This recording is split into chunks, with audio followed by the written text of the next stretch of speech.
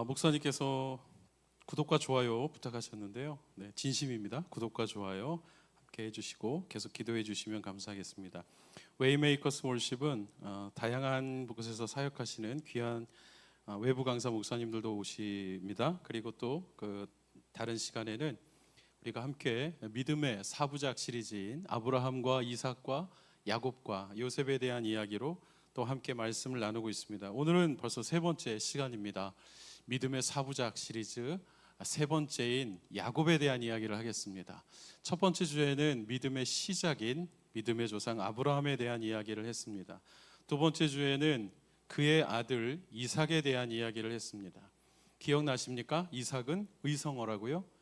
크크크라는 의성어에 조롱과 비웃음이 들어가 있는 그의 이름이 그대로 아이자크 크크크, 우리식으로 하면 키읔 히브리어도 그 뜻을 그대로 발음하게 되는 이름인 이사크라는 이름을 가진 이삭이 되었습니다.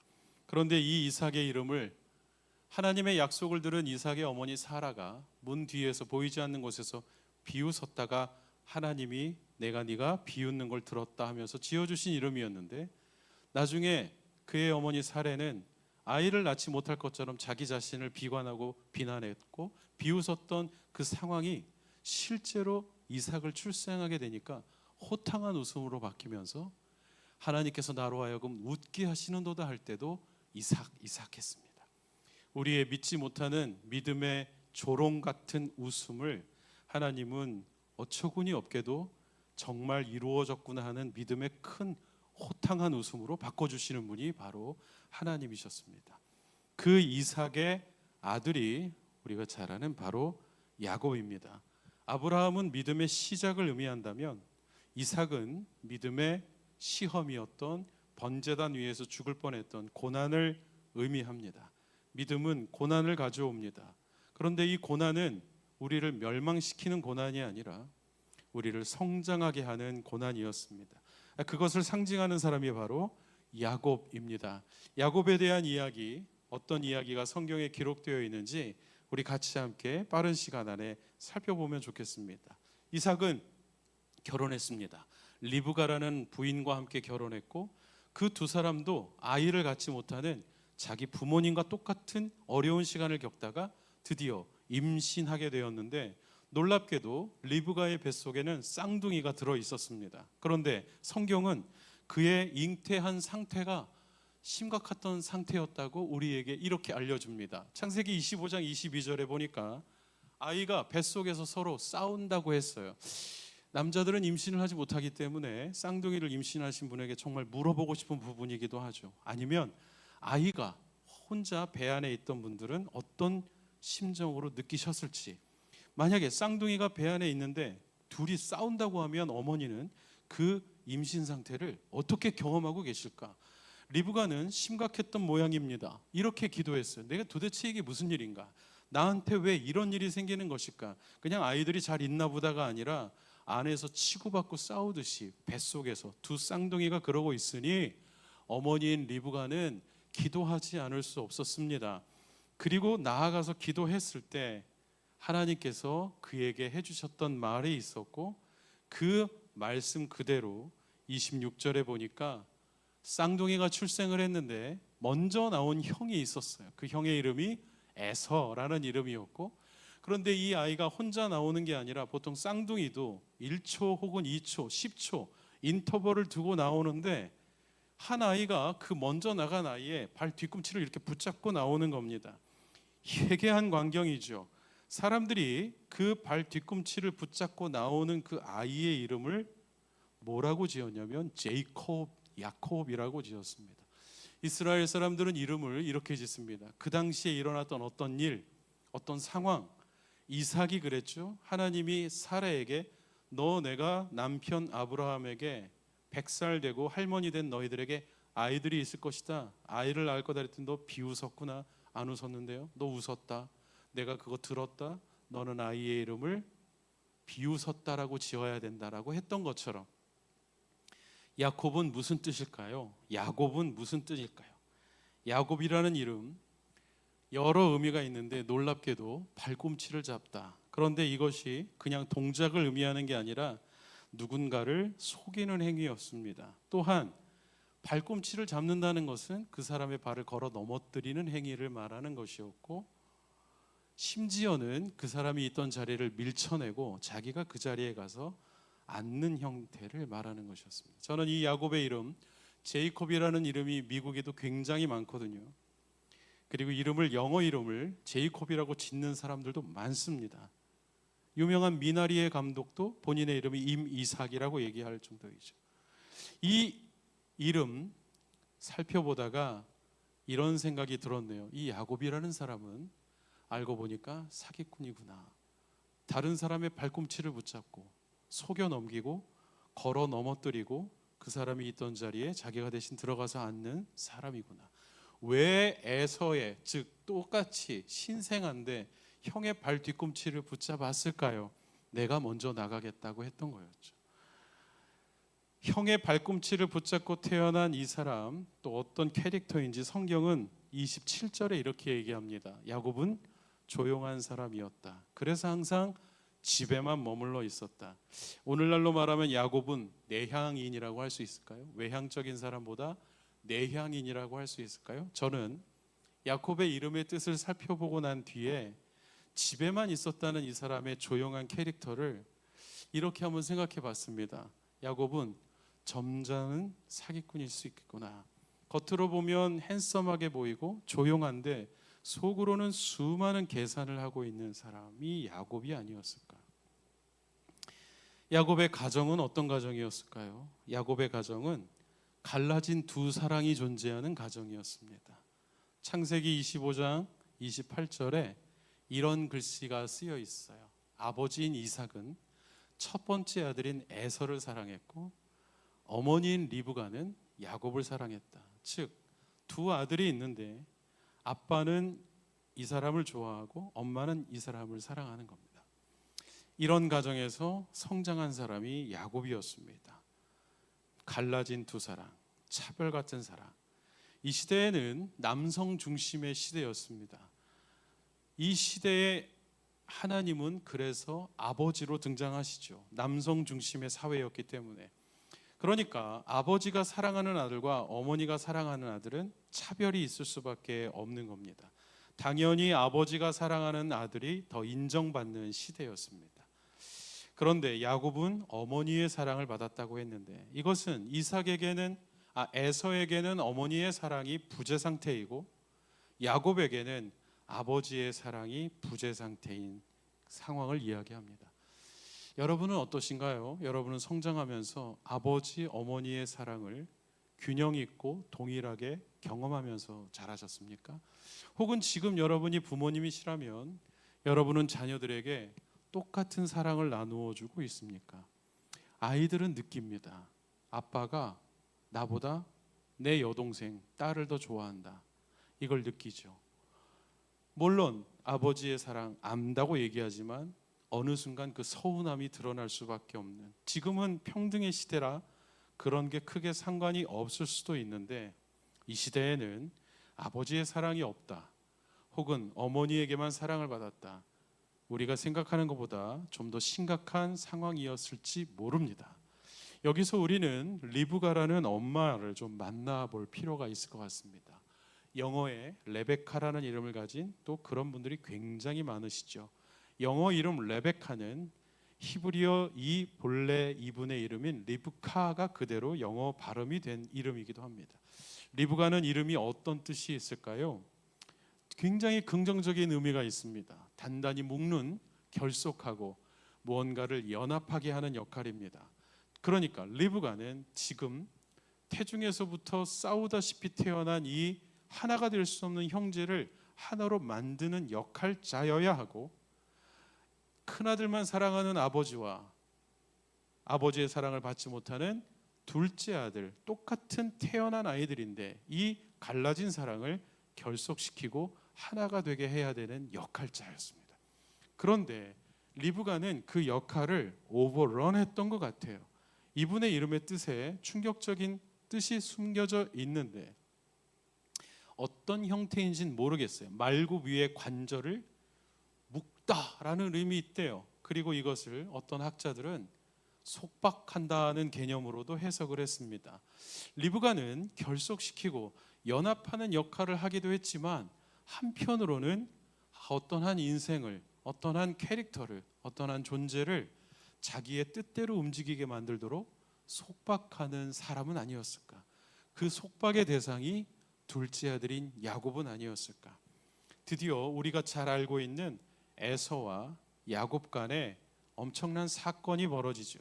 그게 바로 많은 한국 교회가 성경이 이스라엘의 문화를 그대로 담지 못하던 시절에 1930년대에 우리나라 문화가 그대로 재해석돼서 번역된 성경으로만 만났던 우리나라에 있을 법한 팥죽이라고 알고 있는 팥죽 사건이 있습니다.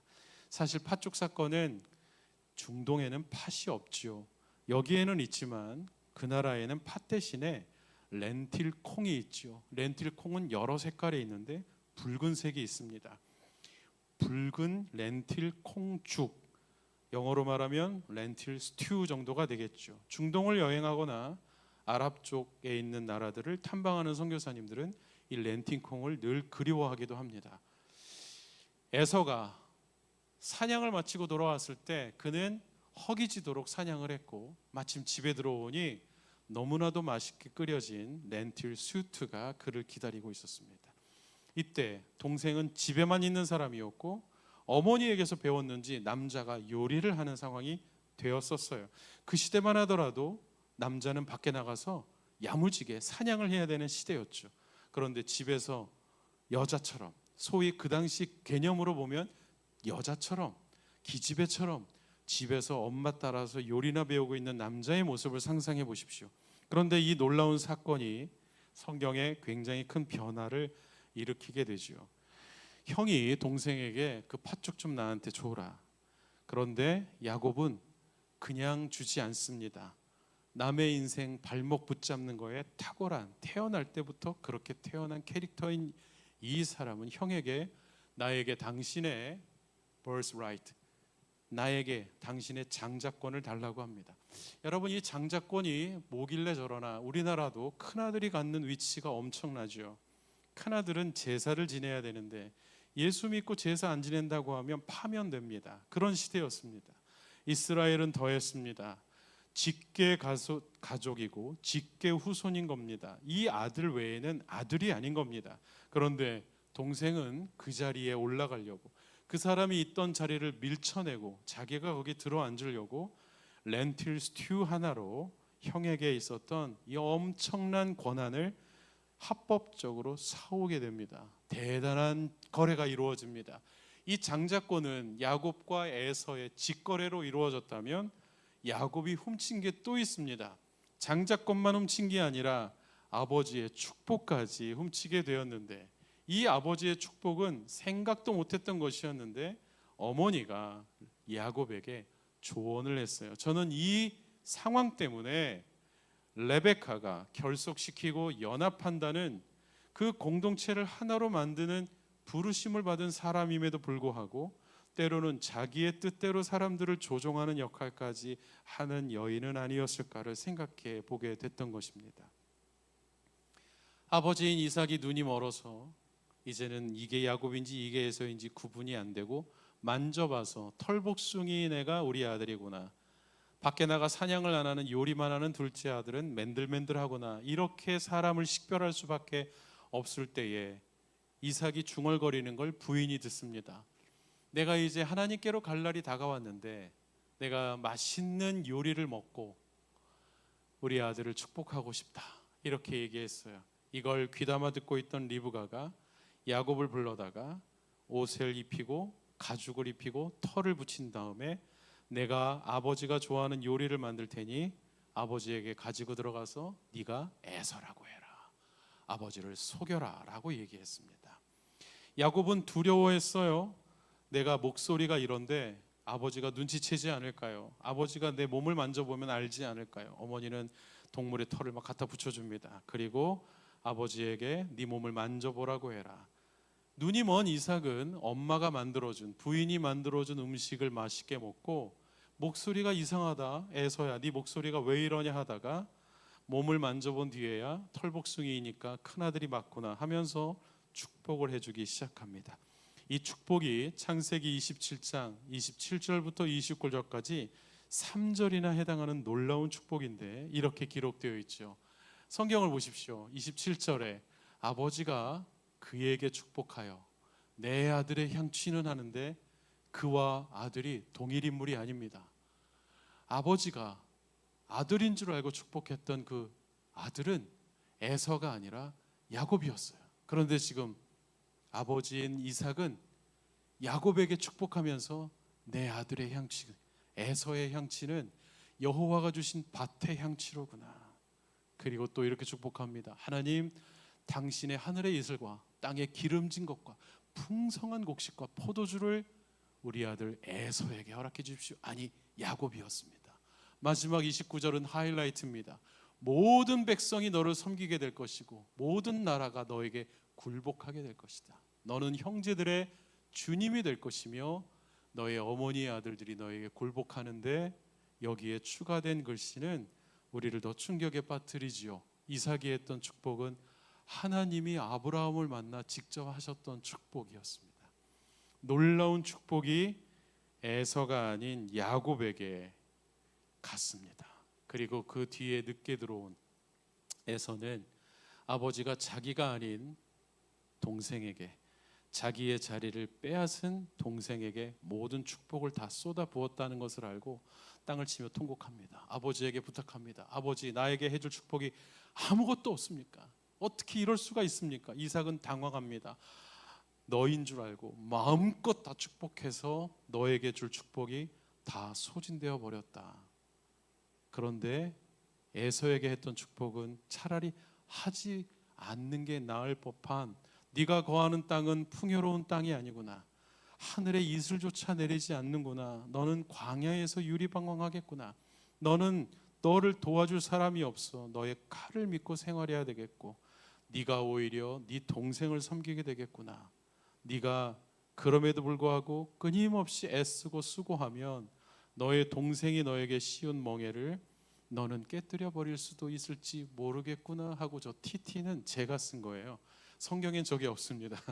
오죽하면 저런 마음으로 안타까운 축복을 했을까 싶은 마음이 저도 모르게 저 기호를 추가하게 했어요.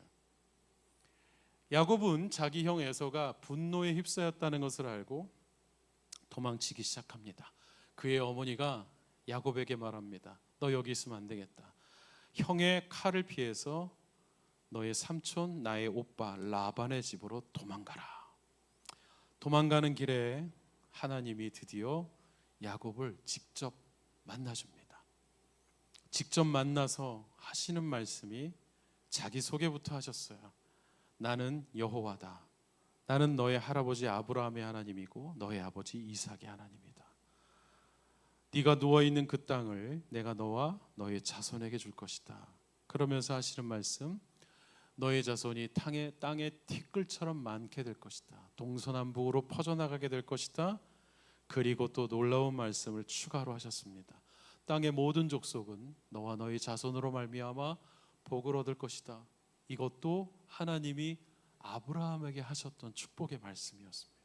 지금 하나님은 믿음의 시작 아브라함을 만나서 그를 축복하셨던 그 마음 그대로 그의 아들, 그의 손자를 만나주고 계시는 중이었어요. 그러면서 야곱에게 이 약속을 해주시죠. 네가 어디를 가든지 내가 너와 함께 할 것이다.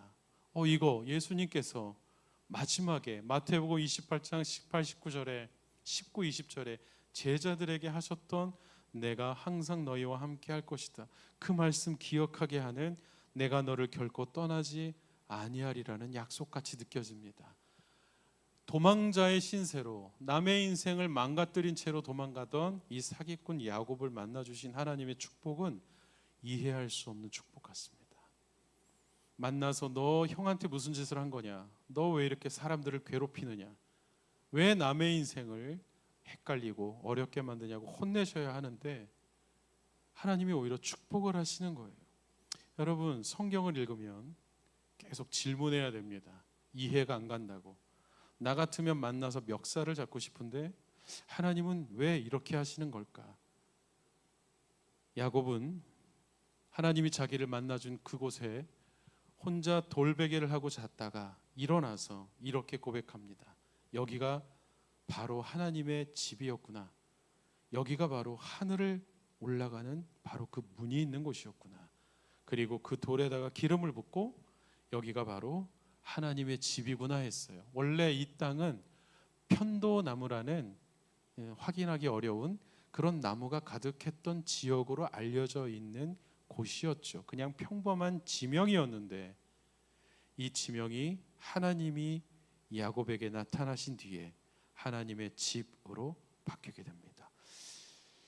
성경을 읽다 보면 벳자가 나오면 어느 마을입니다. 벳세다, 벳다니, 벳레헴 이렇게 됩니다. 벳레헴이 빵집이죠. 제빵소죠. 여기는 하나님 자가 들어간 걸 보니까 하나님의 집이 됐던 겁니다. 야곱은 그 하나님에게 약속을 합니다. 하나님, 만약에 저의 이 삶의 여정에서 함께 해주시고 저에게 먹을 것과 입을 것을 주시고 제가 지금은 도망자의 신세지만 아버지의 집으로 무사히 돌아오게 해주신다면 당신은 나의 하나님이 될 것입니다. 그리고 제가 이 기둥으로 세운 이 돌이 하나님의 집터가 될 것입니다. 그리고 제가 얻은 수익의 10분의 1을 믿음의 고백으로 당신에게 드리겠습니다.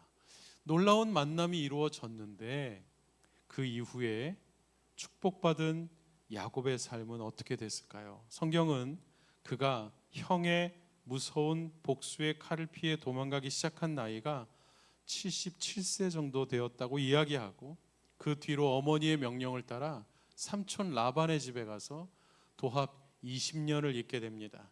가자마자 만난 여인이 레이첼, 라헬이었죠. 너무 예뻤어요. 라헬 화장품 혹시 써보셨나요? 라헬 화장품이라는 게 있는 걸 알았는데 레아 화장품은 없습니다. 결혼하긴 첫날 7년 동안 삼촌에게 봉사하고 약속된 7년이 됐으니 내가 사랑하는 저의 여인을 나에게 주십시오 했는데 그날 야곱이 술을 많이 마셨습니다. 그리고 그렇게 다음날 일어나 보니까 자기 옆에는 예쁘고 아름다웠던 라헬이 아니라 언니이지만 조금 못생겼던 레아가 옆에 누워 있는 거예요. 술이 다 깼을 거예요. 그런데 라반이 야곱에게 이야기합니다. 우리 마을에서는 동생이 언니보다 먼저 시집가는 법이 없다. 그리고 야곱은 당황하고 힘들고 기가 막혔지만 라헬을 얻기 위해 7년을 더 봉사하기로 합니다. 그리고 그녀와 결혼하기까지 도합 14년이 걸렸죠. 야곱은 이제 점점 자기보다 더 뛰어난 고수를 만나 꺾이기 시작하는 중이었어요. 그리고 그 부인들의 몸종까지 합쳐서 도합 4명의 부인을 얻게 되고 그 4명의 부인에게서 태어난 아이들이 11명의 아이들이었습니다. 그리고 단 한 명의 딸이 출생하게 됩니다. 그런데 이 딸이 어느 지역에 갔다가 그 지역 사람들에 의해서 강간을 당하는 사건이 일어납니다. 이 사건으로 인해서 야곱은 엄청난 충격을 받고 그 집에는 살인의 기운이 가득하기 시작하죠. 그리고 도망자로 한참을 다니다가 자기가 사랑하는 아내 라헬마저 객지에서 눈을 감게 됩니다. 그리고 살아가던 인생 중에 라헬이 낳은 유일한 두 아이였던 요셉과 베냐민 중에 요셉이 실종되는 사건까지 야곱은 경험하게 되죠. 여러분, 야곱은 자기 머리로는 또 어머니의 조력으로는 뭐든지 다 할 수 있을 것 같았어요. 이 땅도 내 땅이 되고 이 자리도 내 자리가 되고 내가 저 사람 발만 걸어 넘어뜨리면 저 사람이 가지고 있는 거 모든 게 다 내 것이 될 것처럼 살았던 사람이었습니다. 오죽하면 뱃속에서부터 형보다 내가 먼저 나가겠다고, 내가 형의 자리를 차지하겠다고 남의 인생 발목 붙잡는 인간으로 태어났던 사람이 야곱이었습니다. 이름마저 뒤꿈치였습니다. 남의 인생 발목 붙잡는 아주 고약한 인간이 야곱이었던 겁니다. 그런데 하나님은 이런 사람을 내치거나 버리지 않고 만나주시고 그를 훈련시키기 시작하셨어요. 우리가 아브라함처럼 믿음을 시작하고 이삭처럼 고난을 겪어도 변화되지 않을 수 있습니다. 고약한 인간이기 때문이지요. 하나님은 그러나 포기하지 않고 저를 만나줍니다. 계속해서 성장할 수 있도록 꺾어주시는 겁니다. 드디어 야곱은 삼촌의 집에서 탈출하여 고향으로 돌아가는 길에 자기에게 원수를 갚겠다고 찾아오는 것 같은 형 에서의 무리와 맞닥뜨리게 되는 상황에 처했습니다. 그때 야곱은 자기 가족을 다 먼저 보내고 혼자 그곳에서 밤새도록 씨름하며 기도하기 시작합니다. 그 지역의 이름이 바로 야복 나루터라는 곳이었죠. 강이 있는 곳이었죠. 밤새도록 씨름하는데 하늘에 사다리가 있고 천사가 내려와서 야곱과 소위 레슬링을 하죠. 성경에 씨름이라고 나오면 레슬링을 의미합니다. 뒤엉켜서 계속해서 싸우는 겁니다. 밤새도록 싸우는데 하나님이 져주시는 건지 아니면 정말 안 되는 건지 잘은 알 수 없으나 내가 너를 이길 수가 없겠구나 라고 하면서 이제부터 너의 이름을 나와 싸워 이겼다라는 이름으로 이 쉐라엘이라고 하겠다. 이삭의 또 다른 형제 이름이 내가 너의 이야기 기도를 들었다. 이 쉐마엘이었죠. 오늘 야곱의 이름이 지금의 저 중동 이스라엘처럼 이름이 이 쉐라엘로 바뀌는 순간이 됩니다. 이름의 뜻은 하나님과 겨루어서 이겼다입니다. 그런데 어떤 성경학자들은 이 단어를 그렇게만 해석하면 안 된다. 하나님이 결국 이기시다로 해석해야 된다고 말했는데 그 이유를 말하겠습니다. 여러분, 야곱이 이 일을 겪고 난 뒤에 하나님이 그 천사가 도저히 야곱을 꺾을 수가 없다는 것을 알고 꼬리뼈를 내리쳤다고 했어요. 그 성경에는 그게 환도뼈입니다. 저는 이해를 못했습니다. 야곱이 천사가 떠나고 나서 축복하고 너의 이름을 나와 싸워 이긴 자 이스라엘로 만든 다음에 해가 뜨고 있는 그 지역의 이름을 내가 여기서 하나님의 얼굴을 보았구나, 하나님의 얼굴을 보았는데 내가 살아있다니 하면서 그곳의 이름을 브니엘이라고 합니다. 우리나라에 브니엘 여고가 있죠. 야곱이 그 얘기를 하면서 걷는데 쩔뚝거리는 거예요. 제가 이걸 이해를 못하다가 2019년 샌디에고 온누리교회 가서 불과 1년 사이에 협착 시술을 하고 디스크 수술을 하고 난 뒤에야 야곱의 이 걸음걸이를 이해하게 됐습니다. 협착은 뼈와 뼈끼리 붙어서 사람을 일어나지도 못하게 하고 제대로 앉지도 못하게 하는 증세입니다. 누워서 자는데 옆으로 몸을 돌리지도 못합니다. 너무 아픕니다. 이 사이에 풍선 박리술이라는 것을 하고 뼈를 띄운 후에야 바지 입으면서 눈물이 나는 시술이 협착 시술이었고, 이것만 하면 몸이 괜찮을 줄 알았는데 한국에 와서 집회를 다니는데 다리가 너무 저려서 계단 하나를 못 올라갔습니다. 디스크가 돌출해서 신경을 누르고 있다는 것을 몰랐습니다. 협착 시술과 디스크 수술을 하고 난 뒤에야 야곱의 이 아침에 제대로 걷지 못하는 햇빛을 받고 쩔뚝거리며 걸어가는 이 절름발이가 된 인생을 비로소 이해할 수 있게 되었습니다. 야곱은 다른 사람의 인생을 다 송두리째 자기가 가질 수 있는 것처럼 생각했지만 하나님은 그를 절름발이가 되게 하셨습니다. 하나님과 싸워 이긴 줄 알았던 이스라엘은 사실은 하나님이 이기셨다는 상징이었던 것입니다. 우리가 아는 야곱의 축복이 있습니다. 너는 담장 너머로 뻗은 나무를 야곱의 축복으로 알고 있죠. 그런데 야곱의 축복은 사실은 그가 죽은 줄 알았던 요셉이 자기를 다시 애굽으로 이민 초청을 하여 당대 최고의 권위자라고 알려져 있던, 지금의 트럼프보다 더한 힘을 가지고 있는 바로 앞에 섰을 때입니다. 그때 바로가 야곱을 축복할 줄 알았는데 야곱이 축복합니다. 이 성경 구절에 보면 요셉이 아버지 야곱에게 부탁하는 구절이 나와요. 아버지, 내일 바로를 만나러 갈 텐데 아무 말도 하지 말라고, 절대 아무 말도 하지 말라고. 마치 아빠, 목사님 만나러 가면 제발 아무 말도 하지 마세요, 이렇게 부탁하는 어떤 가족의 자녀들처럼 목사님 얘기하기 전에 먼저 뭐라고 하지 마세요. 이렇게 제발 조용히 하세요 하는 것처럼 요셉이 아버지에게 부탁을 했지만 야곱은 바로 앞에 서서 바로를 축복합니다. 여러분, 축복은 높은 사람이 낮은 사람에게 하는 겁니다. 힘 있는 자가 힘 없는 자에게, 가진 자가 없는 자에게, 높은 자가 낮은 자에게 하는 게 축복인데, 지금 야곱은 낮은 자가, 가난한 자가 모든 것을 가진 자를 오히려 축복하는 거룩한 적반하장의 축복을 하고 있습니다. 여기서 야곱이 바로에게 축복했다는 이 축복은 하나님께서 창세기 1장 22절에 아담과 하와를 만드신 뒤에 그들에게 복을 주시며 가라사대 했던 바로 그 복과 같은 것이었어요. 바로가 너무 기가 막혀서 야곱에게 당신 나이가 얼마냐고 물어보는 희한한 성경 구절이 나옵니다. 그때 야곱의 대답, 네, 나그네 인생길이 지금 130년입니다. 그러나 우리 조상들의 세월에는 내가 미치지 못합니다. 야곱은 이제 남의 인생 발목 붙잡던 삶에서 꺾여지고 쓰러지고 절룩거리고 다 잃어버리고 난 뒤에야 아무것도 남지 않은 것 같은 상황이 되었을 때에야 모든 것을 가진 자를 축복할 수 있게 되었습니다. 이게 그가 절름발이가 되고 난 뒤의 이야기입니다.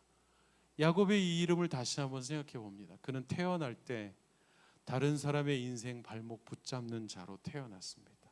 사기꾼이자 도망다니는 사람이었죠. 그러나 하나님은 그의 발목을 저는 자로 만드셔서 오히려 진정한 축복의 사람이 되게 하셨습니다. 그래서 이스라엘이라는 이름이 하나님과 싸워 이긴 게 아니라 하나님이 결국 이기셨다는 것이 됩니다. 지금 이스라엘은 하나님과 싸우듯이 침략과 폭탄을 남발하고 있지만 하나님이 결국 이기시게 될 겁니다. 제가 마지막 이야기를 하나 하고 오늘 저의 말씀을 마치기를 원합니다. 일본 삿포로는 겨울에 눈이 굉장히 많이 오는 도시로 알려져 있고, 일본에서 알래스카를 무대로 만든 어떤 영화들은 다 삿포로에 가서 찍기도 할 정도죠. 삿포로의 작은 시골 마을에 도쿄의 유능한 대학을 나온 한 여자 교사가 100살이 될 때까지 그 가난한 삿포로의 산골 시골 마을의 아이들을 가르쳤고, 그녀가 가르친 수많은 학생들이 일본 전역의 교사며 수많은 사람들로 사회적인 영향을 끼치는 사람들이 되었습니다.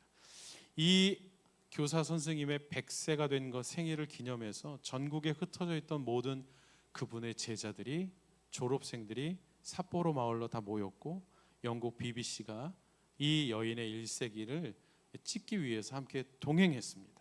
그리고 그녀에게 통역을 통해 보청기를 끼고 있던 지팡이를 의지하고 있는 그 선생님에게 BBC 기자가 물어봤대요. 선생님, 지금까지 어떻게 이 작은 산골 마을에서 홀로 학생들을 가르치며 살아올 수 있으셨습니까? 했을 때 통역으로 알아들은 그 할머니가 된 100세의 여자 선생님은 제자에게 붓과 먹을 갖다 달라고 부탁을 했고, 떨리는 손으로 한 글자 한 글자를 썼습니다. 바람풍, 길도, 기도, 기.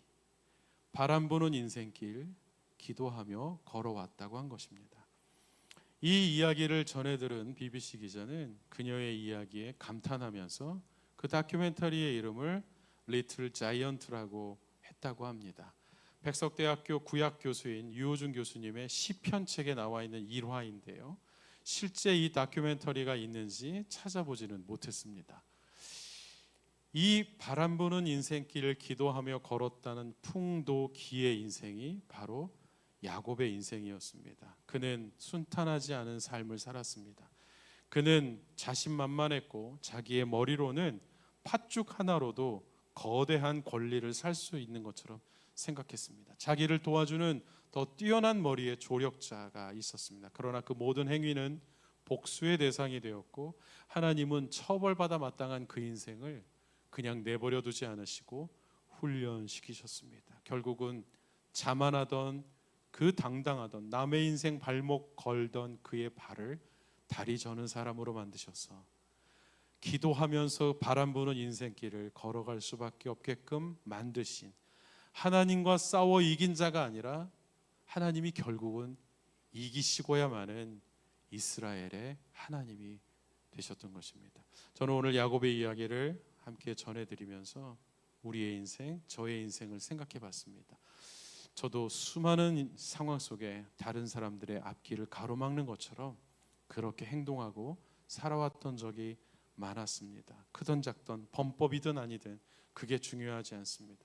그러나 하나님은 우리를 훈련시키고 우리를 결국은 하나님 당신이 이기셨습니다 라고 고백하게 하는, 연약한 그대로 그리고 쓰러진 그대로 가릴 수 없는 주의 영광만을 의지하는, 결국은 주님 당신이 완전하셨습니다, 당신이 이기셨습니다, 나는 넘어집니다, 나는 또 쓰러집니다, 뛰지 못합니다, 물건 하나 제대로 들지 못합니다. 그러나 하나님, 내가 이긴 줄 알았는데 당신이 이기셨습니다. 이 고백을 하게 하셨고 하게 하실 줄을 믿습니다.